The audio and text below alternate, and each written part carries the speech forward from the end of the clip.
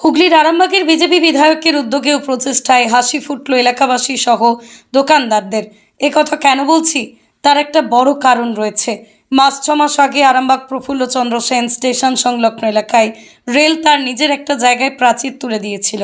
সেই প্রাচীরের ওপারে রয়েছে বেশ কিছু দোকানদানি, পাশাপাশি এলাকাবাসী সহ নিত্য রেল যাত্রীরা যাতায়াত করত। সেই জায়গায় রেল প্রাচীর তুলে দেওয়ার কারণে দোকানদাররা ক্ষতির মুখে পড়েন। পাশাপাশি যাতায়াতের অসুবিধা হচ্ছিল, বিক্রি বাটা হচ্ছিল না। এই সমস্যার কথায় দোকানদাররা সহ এলাকাবাসী বিষয়টা জানায় বিধায়ক মধুসূদন বাগকে।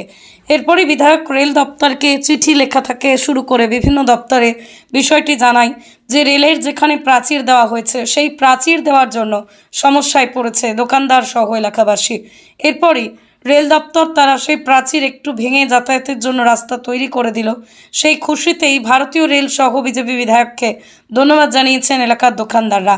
এই বিষয়ে আরও কি জানা যাচ্ছে বিস্তারিত দেখুন 24 আওয়ার্স আরামবাগের রিপোর্ট।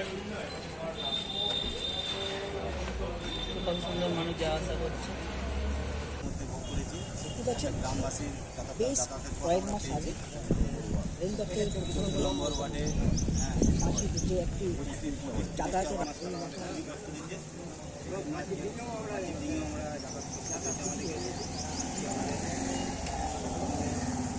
মানে খুবই কৃতজ্ঞ যে আপনি পাশে থেকে আমাদের এই একটা আমরা এরকম একটা পরিস্থিতির যে আপনি আমাদের সহযোগিতা করে আমাদের পাশে থেকে আপনি এই সুব্যবস্থা করে দিয়েছেন। আমরা সত্যি খুবই কৃতজ্ঞ আপনার কাছে। বলতে আমরা ঠিক জানি না সমস্যাটা কি জানি না, কিন্তু সমাধানটা হয়েছে এটুকুই বলতে পারি। সমাধানটা এই যে আমাদের স্যার এটা আমাদের পাশে থেকে গেটটা খুলে দেওয়ার ব্যবস্থা করেছেন, এটাই সমাধান। আর এতেই আমরা খুশি। কি হয়েছিল একটু বলবেন বিষয়টা? মানে কি হয়েছিল বলতে জানি না, হয়তো এটা উপর থেকে কিছু একটা ওনাদের কাছে হয়তো কিছু সমস্যা একটা ওনারা বুঝতে পেরেছেন, সেই অনুযায়ী এটা কাজটা করেছে, এটাই হবে। কিন্তু আলটিমেট কি সমস্যা নির্দিষ্টভাবে আমরা জানি না। হয়তো মানে কাজের পক্ষ থেকে ঘিরে দেওয়া হয়েছিল, এটা রেলের পক্ষ থেকেই হয়েছে।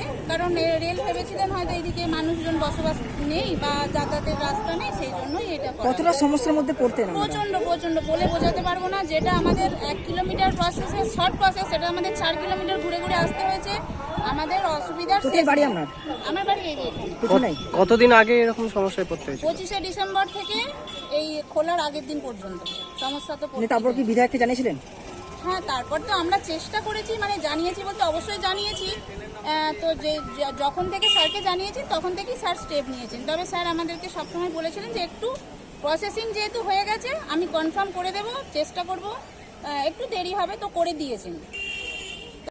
ডিসেম্বর 2024 রেলের পক্ষ থেকে এখানে প্রাচীর দিয়ে দেওয়া হয়। এখানে 14 নম্বর ওয়ার্ডের 25-30টি বাড়ি রয়েছে, তাদের এবং এখানকার যারা স্থানীয় ব্যবসাদার তাদের প্রচণ্ড অসুবিধা হচ্ছিল। আমি তখনই ওদের বলেছিলাম যে যেহেতু প্রাচীরটা হয়ে গেছে একটু আমাকে সময় দিন, আমি প্রাচীরটা খুলিয়ে দেবো। এইটুকু অন্তত আমার উপর বিশ্বাসটা রাখুন।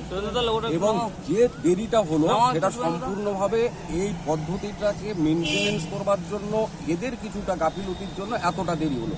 ওরা আমার কাছে যখনই গেছেন আমি চিঠি লিখে দিয়েছি। আমার এক বন্ধু আছেন, ভাই আছেন, তিনি আমাকে বারে বারে বলেছেন যে এইটা আপনাকে করে দিতে হবে, দেখতে হবে, আপনি ফোন করুন, আপনি যোগাযোগ করুন, আপনি চিঠি লিখুন। এই চিঠিটা লিখিয়েছিলাম সেই দিনে 25 তারিখের পর 26 তারিখে চিঠিটা লিখেছিলাম। তারপর থেকে আস্তে আস্তে যোগাযোগ করে একটা টেকনিক্যাল দিক ছিল, সেই টেকনিক্যাল দিক থেকে ওভারকাম করতে গিয়েও ওদের অনেক দিন দেরি হয়েছে। যাই হোক, দিনের শেষে আমরা এটা বলতে পারি, আমরা বলেছি রেল দপ্তরকে যে আইনটা মানুষের জন্য, আইনের জন্য মানুষ নয়। এখানে আমার 30টা বাড়ি প্রতিবেশী, তারা যেতে পারবে না, যাতায়াত করতে পারবে না। আপনার ওখানে প্রাচীর থাকবে, প্রাচীরটা খুলে দিতে হবে, মানুষের জন্য এটা করতে হবে। বললেন একটু সময় লাগবে, করে দেব। সময় লেগেছে, নিশ্চিতভাবেই সময় লেগেছে, কিন্তু আমি ওদের দৃঢ়তার সঙ্গে বলেছিলাম যে আমি এটা করে দেবো, এবং ওনারা সেটাই বলছিল যে আমি বলেছিলাম যে করে দেবো, এটা আমি খুলিয়ে দেব। গ্রামবাসীদের উপকার, আপনাদের উপকার, সবার উপকার হবে। এখানে নিশ্চিতভাবেই রেলের অবজারভেশনে আছে যে ছিল যে এখানে এরা বন্ধ করে দেওয়া উচিত, বন্ধ করে দিয়েছিলেন। কিন্তু আবার রেলকে আমরা ভাবাতে পেরেছি, আমরা দপ্তরকে ভাবাতে পেরেছি যে এটা মানুষের জন্য খুলে দেওয়া প্রয়োজন, মানুষের জন্য খুলে দিয়েছেন। ধন্যবাদ।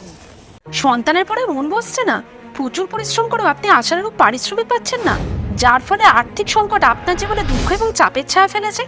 দিনার ভারে জর্জরিত স্বামী স্ত্রীর মধ্যে প্রতিনিয়ত ভুল বোঝাবুঝি বেড়েই চলেছে।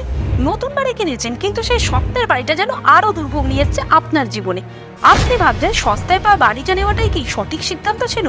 এমনই সব দ্বিধাদ্বন্দ্ব এবং জীবনের কঠিন মুহূর্তে আপনাকে সঠিক পথে পরিচালিত করবেন আন্তর্জাতিক খ্যাতিসম্পন্ন স্বর্ণপদক ও স্বর্ণ মুকুটপ্রাপ্ত ডক্টর অজয় শাস্ত্রী। তিনি শুধু আপনাকে পথই দেখাবেন না, আপনার জীবনে সত্যিকারের সুখ, শান্তি, ঐশ্বর্য, অর্থ যেন সঠিক সময় আপনার কাছে পৌঁছে দেয় সেই দায়িত্বও নেবেন। তার অভিজ্ঞতা এবং জ্ঞানের আলোতে আপনার জীবন হয়ে উঠতে পারে নিরুদ্বেগ ও সমৃদ্ধির পথে ধাবমান। তাই আর দেরি নয়, স্ক্রিনে দেওয়া নাম্বারে এখনই ফোন করে ডক্টর অজয় শাস্ত্রীর সাথে যোগাযোগ করুন। কে জানেন, হয়তো একটিমাত্র ফোনই আপনার জীবনকে বদলে দিতে পারে।